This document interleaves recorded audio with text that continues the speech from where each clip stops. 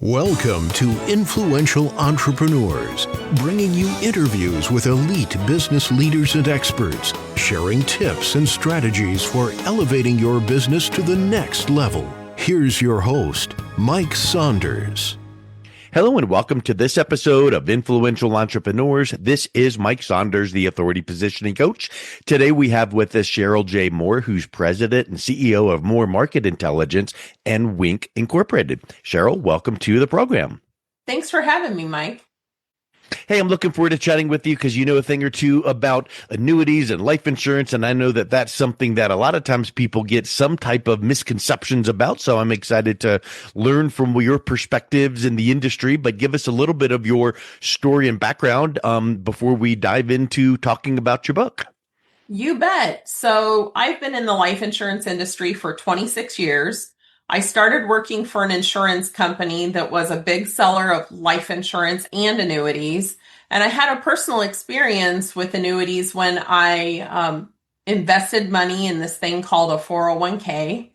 I did not know that you could lose money in a 401k. I was very young at that time, in my 20s. And when I did lose money, I complained to my boss and said, what can I do with my money? I don't like losing money. And he said, well, why didn't you buy an indexed annuity? And that kind of started as a snowball for me learning about these products and becoming very passionate about them and wanting to educate the masses about the good, bad, and indifferent about annuities so that people can make a decision on whether or not they're right for them.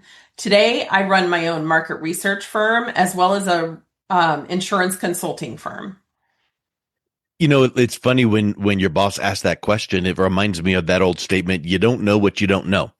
And it's interesting that sometimes when people bring up a topic like that, well, why didn't you buy this? Like, as a matter of fact, then you had to go out and do some investigating. You probably did not Google fixed index annuity purchase, because it's a whole world. So you wrote a book called I Bought Fixed Annuities from your perspective and your personal experience.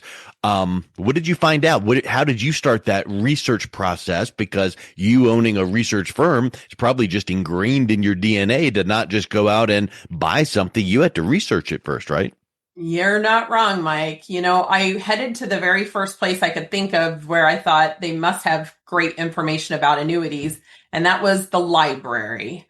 Unfortunately, I did not. That was a minute or two ago. Yes, it was.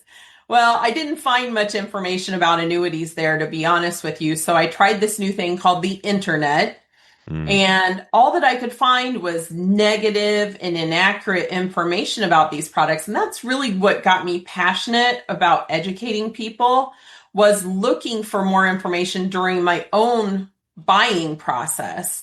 And when I found out so much of the information is really biased because of the media outlets, advertisers, and their agendas, that really put a fire under my feet to do something to make sure that people could gain access to credible information about these products.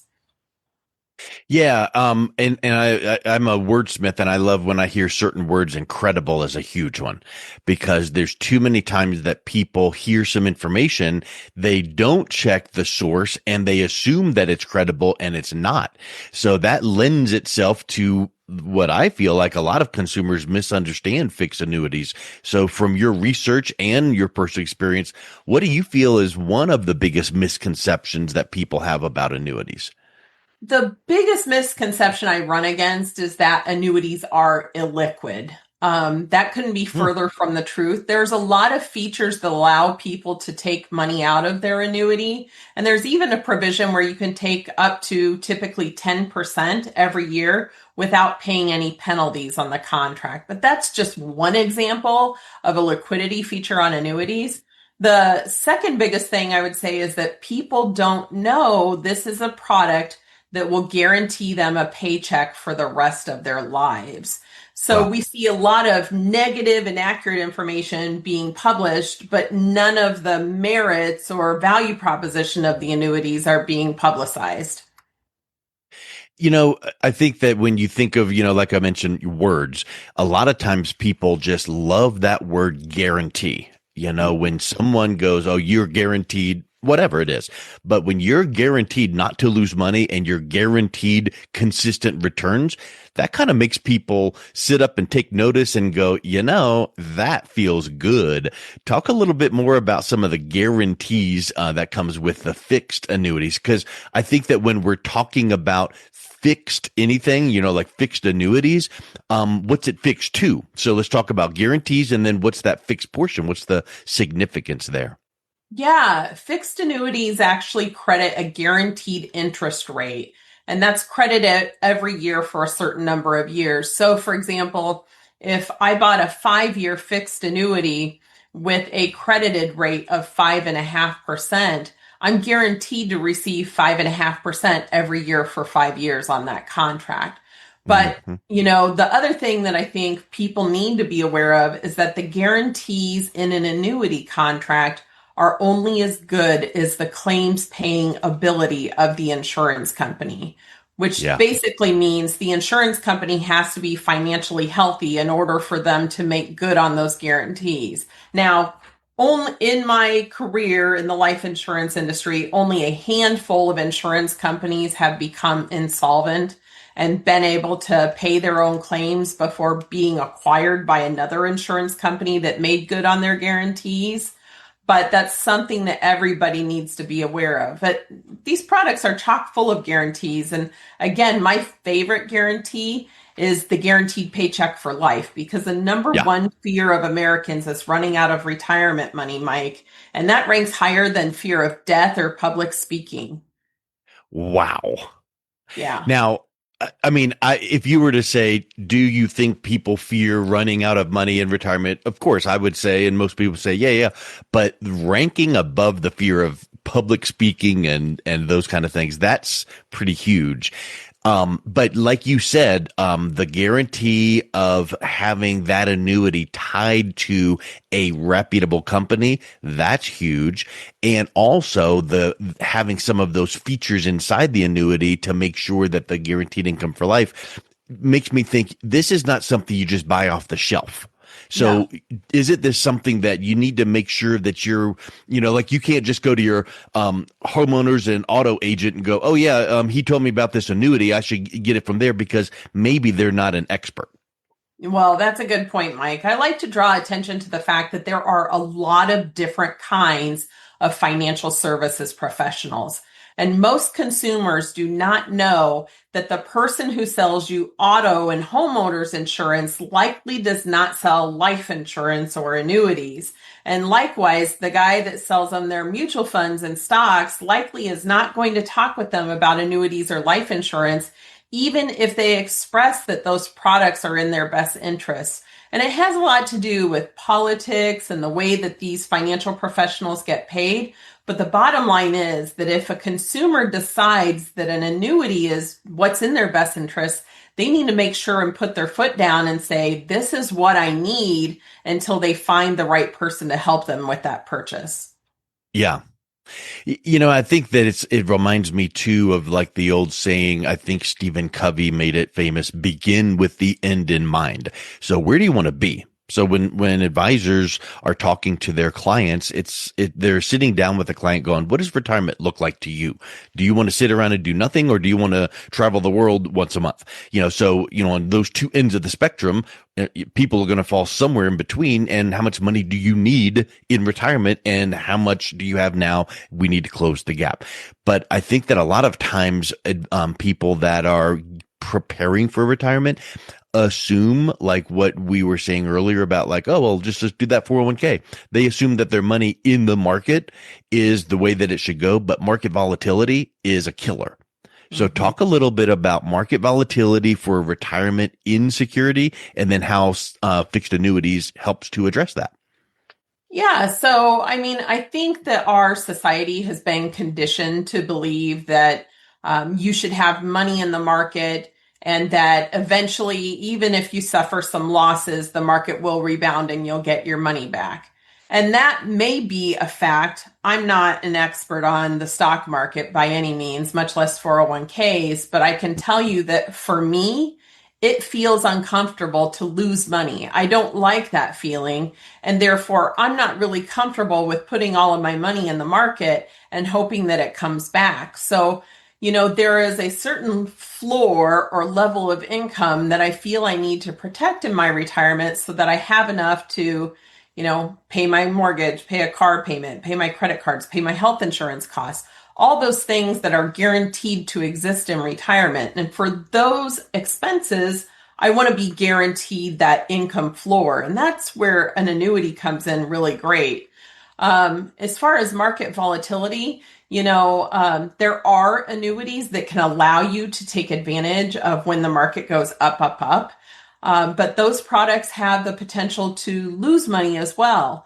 And a great product, if you're intolerant to market volatility, is fixed annuities because they do offer that guaranteed interest rate for a specified number of years. And even an indexed annuity is a great alternative for some people who say, I'm comfortable with the prospect of getting 0% if the market goes down, but I want to earn a little bit more than a fixed annuity, which is more like a certificate of deposit. So there are choices here, regardless of the purchaser's risk tolerance. But I think that really what some people need to realize is that the narrative of keeping all your money into securities or stocks or the market is not really right for everybody, Mike. Yeah.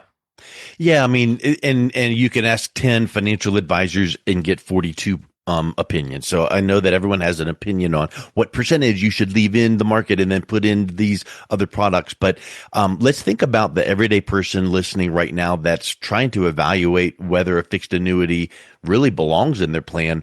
What are maybe 2 or 3 questions they should be asking their advisor to make sure that it's a right fit for them? Well, I think the first question is, what are the features in this annuity that made you think that this may be appropriate for me? Yeah. I think that that's the most important question. And really, it's not a question, but you need to be asking yourself, do I trust this person that I'm working with who's advising this annuity? Because, this is a very important purchase decision. The typical consumer is putting $175,000 nest egg into this contract. So you want to make sure that the person that you're working with is not only reputable, but somebody who you can trust. And then I think that the other question you need to be asking yourself is, do I feel comfortable with the insurance company that's offering this annuity? Just again, because of those reasons we already mentioned about the financial stability of the life insurance company, because annuities are considered long-term contracts. Yeah, for sure. I think that's sometimes it's you read these personal development books and it's like, you need to ask yourself these questions that make you think and make you second guess and second guess in a good way, but second guess that decision. Sometimes we need to sleep on it like our grandparents told us, and that's a great thing. So now let's shift over to the same kinds of mindset, but what do you wish more financial advisors understood about how to communicate the value of fixed index annuities? Because I would venture to say if we asked 100 financial advisors, there's a large percentage of them that are not up to speed the way that they should be on annuities. Well, I think that for those advisors who incorporate annuities into their practice when appropriate for the client, it's important to understand that consumers will often have a bad taste in their mouth when you say the A word, annuity. Yeah. But if you explain what annuities do and say, even if you live to be 150 years old, you're going to continue to receive a check from the insurance company every month. Now, that's something that people are really interested in and respond very positively to. So I think if you have that conversation and you first talk about what an annuity does, rather than mention the annuity word and say what it is, then that opens up the consumer's feelings and their acceptance of being able to listen to the story about annuities and not just write it off because they hear the A word. And it kind of like, it reminds me too of everyone's favorite radio station, WIIFM. Do you know that analogy? What's in it for me? Yep. And that's the way that consumers think.